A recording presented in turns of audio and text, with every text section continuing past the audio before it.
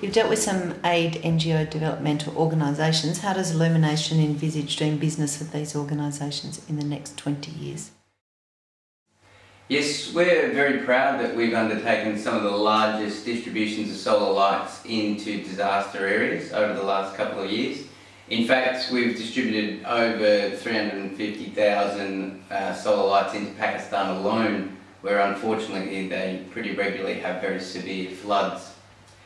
In terms of how we would look to work that into the future, we're looking to leverage those relationships with organisations like IOM, UKA, USA, these types of people who help out displaced persons, and move into different countries where they experience such disasters. We've extended into Philippines and Indonesia, and now more and more we're looking to extend into various regions in Africa.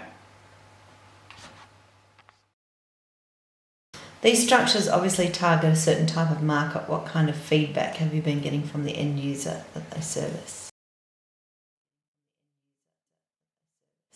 We've had some amazing feedback from customers, particularly in disaster situations, about the significant difference that a solar light can make on their lives.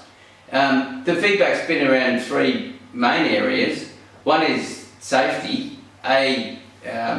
If you're using a kerosene light in a situation where there's a lot of tents, like a refugee camp, obviously a fire can have a dramatic impact on that environment.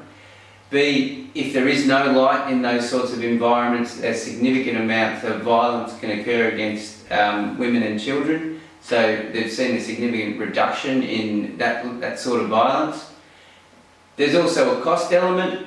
In a disaster scenario, kerosene prices, like everything else, quite often go up because of scarcity, and therefore either A, it's just completely unaffordable, or B, that it takes a significant amount of a family's income.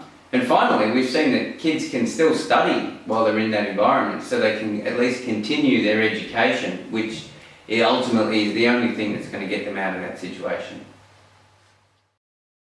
How does working with these structures differ from doing business with commercial entities? It differs in a couple of key ways. Generally, the purchasing is not made on a consistent basis because obviously it's related to whatever situation may be arising. So you tend to get very lumpy orders and not necessarily a regular pattern. Also, delivery and ease of procurement is of utmost importance. If you're the procurement manager for a disaster relief organisation, you've got an awful lot of goods to procure in a very short time. The logistics is difficult. What you want from a supplier is to make it as easy as possible. So we've refined our processes over time to hopefully meet those needs as best we can.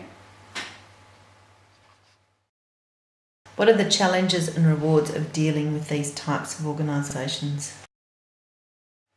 Well, the rewards are quite obvious, I suppose. We get to help people who are in an incredibly desperate situation and who've just experienced some horrific things.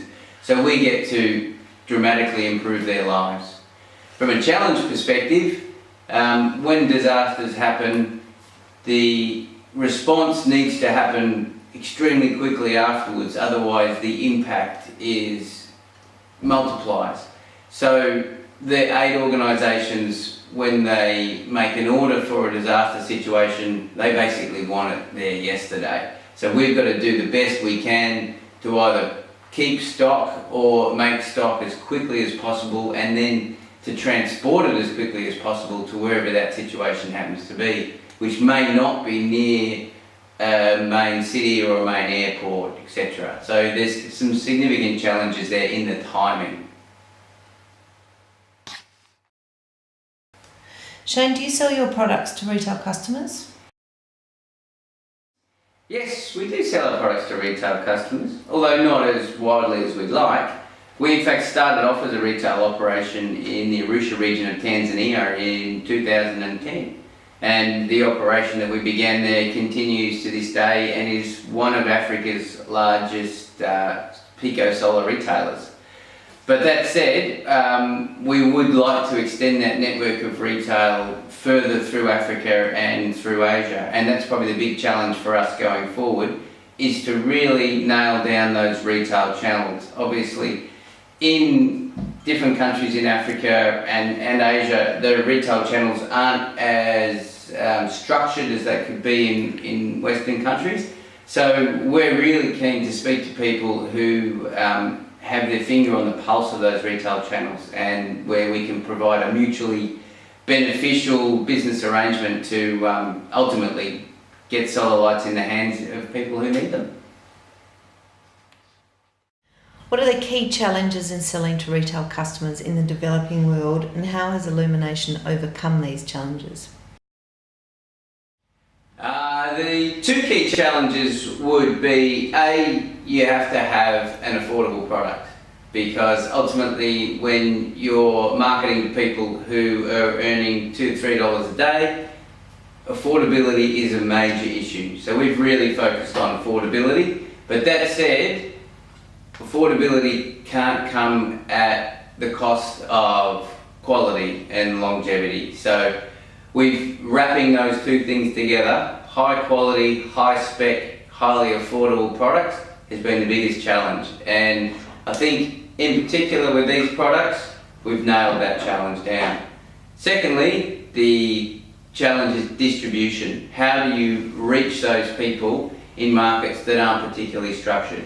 So we've done that through NGOs, we've done it through aid agencies, and more we're doing it through commercial entities who have access to those channels. That, as I said before, is the one we really are looking to work on and expand upon at the moment.